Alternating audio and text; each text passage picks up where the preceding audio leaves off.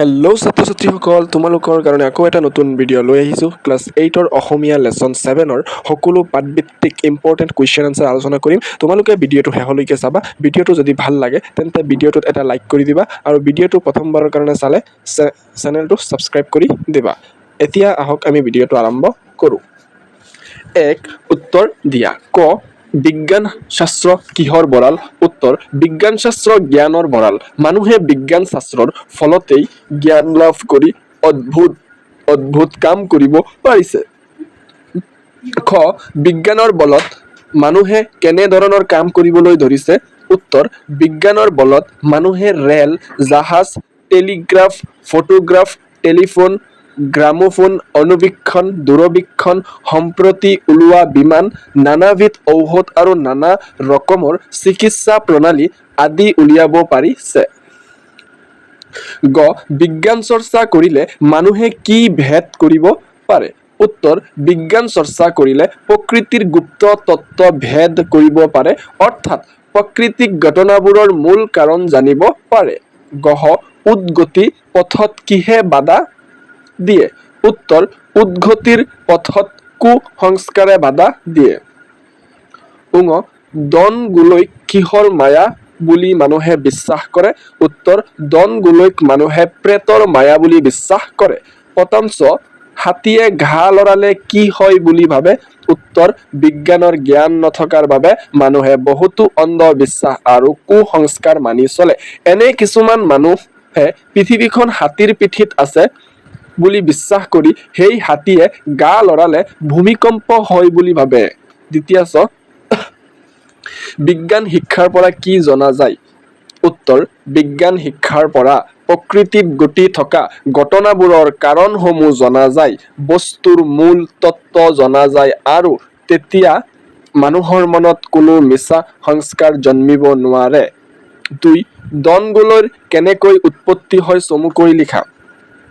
উত্তৰ, সাধাৰণতে জাবৰ জোথৰ, জীৱ জন্তুৰ মল মূত্ৰ আদি পচা বস্তু থকা জিকা ঠাইৰ পৰা এবিধ বাষ্প নিৰ্গত হয়।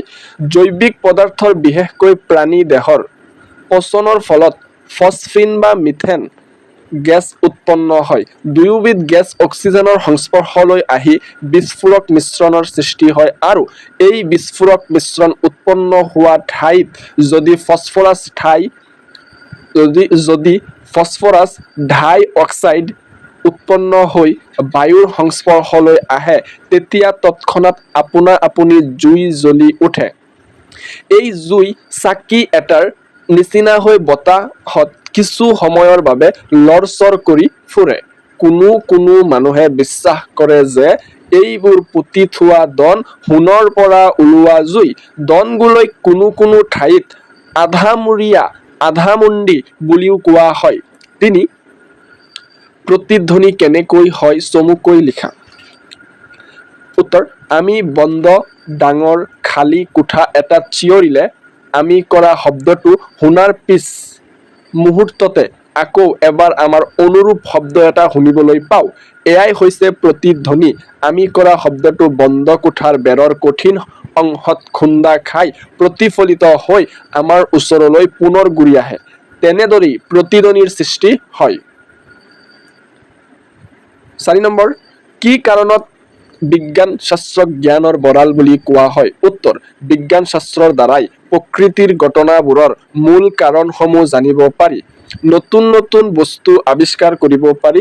বিজ্ঞানৰ দ্বাৰা জ্ঞান লাভ কৰিয়েই মানুহে ৰেল, জাহাজ, telegraph, photograph, phonograph, telephone, gramophone, অণুবীক্ষণ যন্ত্ৰ, দূৰবীক্ষণ যন্ত্ৰত বিভিন্ন প্ৰকাৰৰ বিমান, নানাবিধ ঔষধ, চিকিৎসা পদ্ধতি আদি উলিয়াব পাৰিছে। তেনেকৈ দৈনন্দিন প্ৰকৃতিত ঘটি থকা যেনে বিজুলী, বজ্ৰপাত, ভূমিকম্প, প্ৰতিধ্বনি ইত্যাদি অনেক ঘটনাবোৰৰ মূল কাৰণ বিচাৰি উলিয়াব পাৰি, যিবোৰ ঘটনা আমি দেখি আচৰিত হওঁ বা আনন্দিত হওঁ।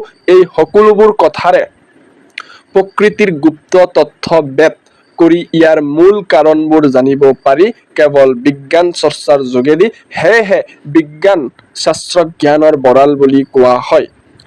৫, বিজ্ঞানবিদসকলে শব্দতত্ত্ব নিৰূপণ কৰি কি আৱিষ্কাৰ কৰিছে? উত্তৰ, বিজ্ঞানবিদসকলে শব্দতত্ত্ব নিৰূপণ কৰি টেলিফোনেৰে এঠাইৰ শব্দ আন এঠাইলৈ নিব পাৰিছে।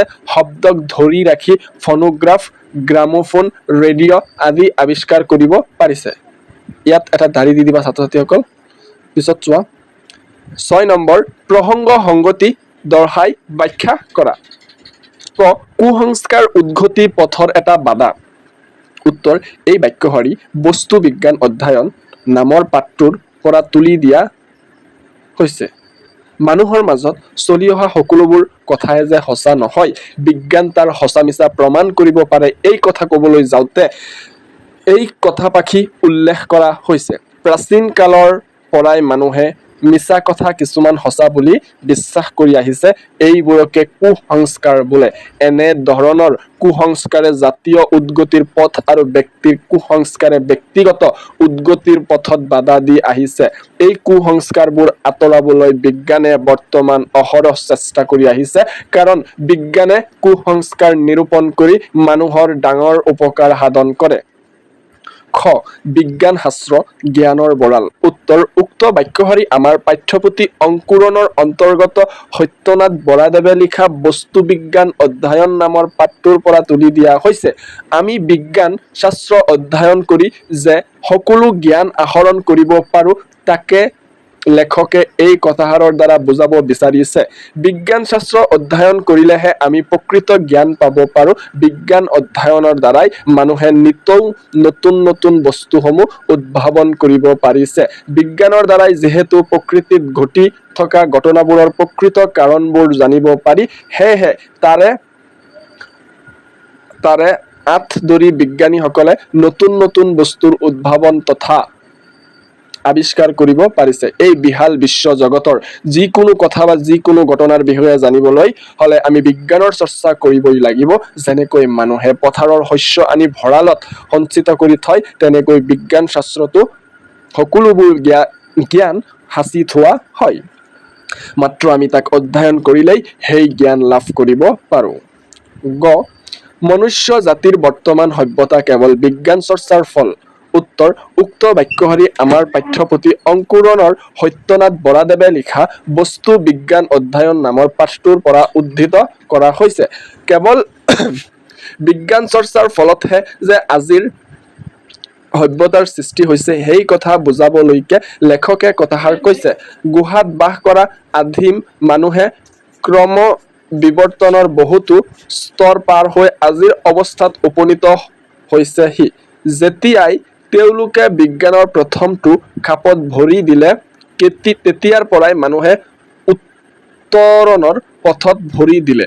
যেতিয়াৰ পৰা মানুহে বিজ্ঞানৰ জৰিয়তে বিভিন্ন প্ৰাকৃতিক ঘটনাবোৰৰ আঁৰত থকা তত্ত্ববোৰৰ কাৰণবোৰ জানিব পাৰিলে, তেতিয়াৰ পৰাই বিজ্ঞানীসকলে নতুন নতুন বস্তুৰ আৱিষ্কাৰ তথা উদ্ভাৱন কৰিলে।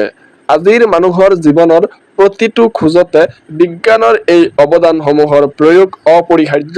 সেয়া চিকিৎসা বিভাগ, প্ৰতিৰক্ষা বিভাগ, শিক্ষা সংস্কৃতি বিভাগ, যাতায়াত পৰিবহণ ব্যৱস্থা, কৃষি শিল্প, দৈনন্দিন ব্যৱহাৰ কৰা সামগ্ৰীকে ধৰি সকলোবোৰতেই বিজ্ঞানে আগবঢ়োৱা আৱিষ্কাৰসমূহৰ প্ৰয়োগ হয়। গতিকে লেখকে কোৱাৰ দৰে সমগ্ৰ মনুষ্য জাতিৰ বৰ্তমানৰ সভ্যতাটোৱেই বিজ্ঞান চৰ্চাৰ ফল। গহ সকলোবোৰে কিঞ্চিত কিঞ্চিতহে এটাৰ সমুচিত। উত্তৰ উক্ত বাক্যশাৰী আমাৰ পাঠ্যপুথি অংকুৰণৰ অন্তৰ্গত সত্যনাথ বৰাদেৱে লিখা বস্তু বিজ্ঞান অধ্যয়ন নামৰ পাঠটোৰ পৰা তুলি দিয়া হৈছে। বিজ্ঞানৰ যে অনেক বিভাগ আছে আৰু আমাৰ সেই সকলোবোৰৰে সামান্য হ'লেও যে জ্ঞান থকা উচিত, এই কথাষাৰ বুজাবলৈকে উক্ত বাক্যশাৰী উল্লেখ কৰা হৈছে। বিজ্ঞান শাস্ত্ৰৰ পৰিসৰ অতি বহল। ইয়াক অধ্যয়ন কৰিবৰ বাবে বিভিন্ন বিভাগত বিভক্ত কৰি লোৱা হৈছে, যেনে পদাৰ্থ বিজ্ঞান, ৰাসায়নিক বিজ্ঞান, জ্যোতি বিজ্ঞান, উদ্ভিদ বিজ্ঞান, জীৱ বিজ্ঞান ইত্যাদি। বিজ্ঞানৰ ইমানবোৰ বিভাগৰ বিষয়ে সম্পূৰ্ণ জ্ঞান লাভ কৰা কোনো এজন মানুহৰ বাবে সহজ নহয়। আগৰ বিজ্ঞানবিদ পণ্ডিতসকলৰ একোজনে একোটা বিষয়ৰ বিজ্ঞানহে চৰ্চা কৰিছিল। সেয়েহে মানুহে ইয়াৰে এবিধ বা দুবিধ শাখাৰহে চৰ্চা কৰি তাক সম্পূৰ্ণ আয়ত্ত কৰিবলৈ চেষ্টা কৰা উচিত। কিন্তু এটা বিষয়ৰ সম্পূৰ্ণ জ্ঞান লাভ কৰিবলৈ হ'লেও সকলো বিষয়ৰে অলপ অলপ জ্ঞান থাকিব লাগিব। এই কথাষাৰকে লেখকে ইয়াত বুজাব বিচাৰিছে। 7 নম্বৰ বহলাই লিখা। ক, পাঠৰ আলমত কুসংস্কাৰৰ দৃষ্টান্ত কেইটামান উল্লেখ কৰা আৰু কি কৰিলে সমাজৰ পৰা কুসংস্কাৰবোৰ দূৰ কৰিব পাৰি লিখা। উত্তৰ, পাঠত উল্লেখ কৰিছে যে বহুতো চহা মানুহে ধন গোলৈক প্ৰেতৰ মায়া বুলি বিশ্বাস কৰে। কিছুমান মানুহে পৃথিৱীখন এটা হাতীৰ পিঠিত থকা বুলি বিশ্বাস কৰে আৰু বাবে সেই হাতীয়ে ঘাঁ লৰালে ভূমিকম্প হয়। ইয়াতকৈও গুৰুত্বৰ বিষয়ত মানুহৰ কুসংস্কাৰ আছে। ইয়াৰে এটা দৃষ্টান্ত হ'ল আগৰ দিনৰ কিছুমানৰ মাজত থকা সতীদাহ প্ৰথা, কুপ্ৰথা। বিজ্ঞান শিক্ষা লাভ কৰিলে সমাজৰ পৰা এই কুসংস্কাৰবোৰ দূৰ কৰিব পাৰি। বিজ্ঞানে মানুহৰ মনত জ্ঞান জন্মায় আৰু ইয়াৰ দ্বাৰা সঁচা মিছা, ভাল বেয়া, ন্যায় অন্যায় বুজিব পাৰি। খ, বিজ্ঞান শাস্ত্ৰ অধ্যয়নৰ এটা গাই বিষয় যুক্তিৰে মতামত দাঙি ধৰা। উত্তৰ, বিজ্ঞান শাস্ত্ৰ অধ্যয়নৰ এটা গাই বিষয় এই কাৰণেই যে ইয়াক অধ্যয়ন কৰিলে প্ৰকৃতিৰ গুপ্ত তত্ত্ব ভেদ কৰিব পাৰি, অৰ্থাৎ প্ৰাকৃতিক ঘটনাবোৰৰ মূল কাৰণ জানিব পাৰি। আমাৰ সন্মুখত নানা ঘটনা ঘটে, যেনে ঢোলত কোব মাৰিলে শব্দ উঠে, বিয়নিত চিঞৰিলে প্ৰতিধ্বনি হয়। এইবিলাক ঘটনা আমি দিনে নিশাই দেখি আছে। কিন্তু কাৰণ সুধিলে আমি ক'ব নোৱাৰো। বিজ্ঞান শাস্ত্ৰ অধ্যয়ন কৰিলে এইবিলাক ঘটনাৰ কাৰণ জনা যায়। বিজ্ঞান শাস্ত্ৰ অধ্যয়নৰ দ্বাৰা আজি ৰেল, জাহাজ, বিমান, বিভিন্ন যান বাহন, টেলিফোন, গ্ৰামোফোন, ফটোগ্ৰাফ, ফোনোগ্ৰাফ, দূৰবীন, অনুবীক্ষণ, নানাবিধ ঔষধ, নানা ধৰণৰ চিকিৎসা প্ৰণালী ইত্যাদি অনেক কথা আৰু কাৰ্যই আৱিষ্কাৰ আৰু উদ্ভৱ হৈছে। আচলতে মনুষ্য জাতিৰ বৰ্তমান সভ্যতা কেৱল বিজ্ঞান শাস্ত্ৰ অধ্যয়নৰ ফল। প্ৰশ্ন 8, প্ৰত্যয় ভাঙি দেখুওৱা। উত্তৰ, ৰোৱনী, ৰু প্লাছ অনি, ৰান্ধনী, ৰান্ধ প্লাছ অনি, নাৱৰীয়া, নাও প্লাছ অৰিয়া, মৰমীয়াল, মৰম প্লাছ ইয়াল, পনীয়া, পানী প্লাছ ইয়া, জোনালী, জোন প্লাছ আলি, দয়ালু, দয়া প্লাছ আলু, দৰুৱা, দাৰ প্লাছ উৱা, ধাৰুৱা। প্ৰশ্ন 9, ৰচনা লিখা। ছাত্ৰ ছাত্ৰীসকল, ৰচনা কেইটা বহুত ইম্পৰ্টেণ্ট হয়, কাৰণ তোমালোকে এইকেইটা 8তো পাবা, 9তো পাবা, 10তো পাবা, 11তো পাবা, 12তো পাবা, বুজিছা? তাৰ কাৰণে গোটেইখিনি তোমালোকে ৰচনা কেইটা ভালকৈ এতিয়াৰ পৰাই চাই থাকিবা, কাৰণ তোমালোকৰ পিছৰ পৰ্যায়ত এইকেইটা তোমাৰ কামত আহিব। ছাত্ৰ ছাত্ৰীসকল, ৰচনা কেইটা বহুত দীঘল হয়, তথাপিও তোমালোকে ভালকৈ এইকেইটা পঢ়িবা। এতিয়া মই এইকেইটা পঢ়িলে বহুত ভিডিঅ'টো দীঘল হৈ যাব, তাৰ কাৰণে তোমালোকে স্ক্ৰীনশ্বট মাৰি লোৱা। মই স্ক্ৰল কৰি গৈ আছোঁ।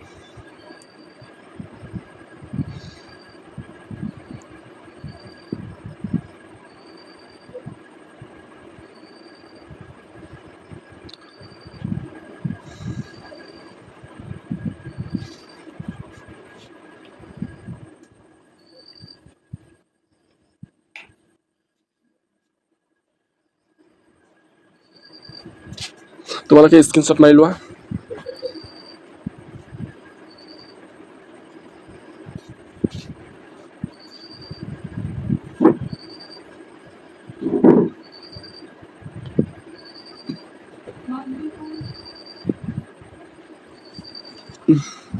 মাঘ বিহু মূলতঃ খেতি চপোৱা আনন্দ উৎসৱ। সেইবাবে খেতি চপোৱা উৎসৱৰ আড়ম্বৰতা বেছি। সকলো অসমীয়া জনজাতীয় আৰু অজনজাতীয় গোষ্ঠীযুক্ত সমাজত এনেকুৱা উৎসৱত খোৱা বোৱাৰ মাত্ৰা বেছি। মাঘ বিহু মূলতঃ খেতি চপোৱা আনন্দ উৎসৱ। সেইবাবে তোমালোকে এইকেইটা ভালকৈ পঢ়ি থাকিবা, তোমালোকৰ কাৰণে এইকেইটা বহুত ইম্পৰ্টেণ্ট হয়। তোমালোকে স্ক্ৰীনশ্বট মাৰি লোৱা, পিছত লিখি ল'বা।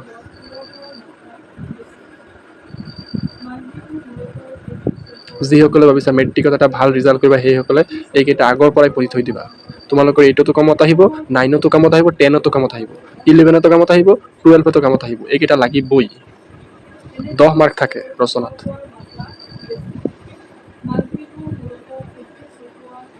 যিসকলে মোৰ চেনেলটো ছাবস্ক্ৰাইব কৰা নাই, সেইসকলে অনুগ্ৰহ কৰি চেনেলটো ছাবস্ক্ৰাইব কৰি দিয়া আৰু ভিডিঅ'টো যদি ভাল লাগে তেন্তে এটা লাইক কৰি দিবা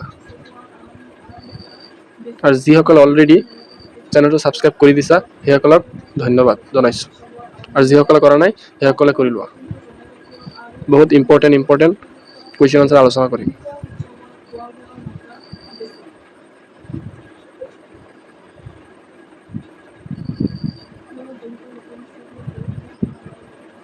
ৰচনাকেইটা বহুত ডাঙৰ হয় তথাপিও তোমালোকে মুখস্থ কৰি ল'বা এইকেইটা বুজি পৰিলে বেছি ভাল হয় মুখস্থ কৰাতকৈ সেইটো মনত বেছি দিন থাকে পঢ়াৰ সময়ত পঢ়িবলৈ চেষ্টা কৰিবা কাৰণ বহুত হয়তো আছে বহুত দিন ধৰি মনত থাকিব এইটো বুজি পেলাই পঢ়িলে ডাইৰেক্ট মুখস্থ কৰিলে কেইদিনমান পিছত পাহৰি যাবা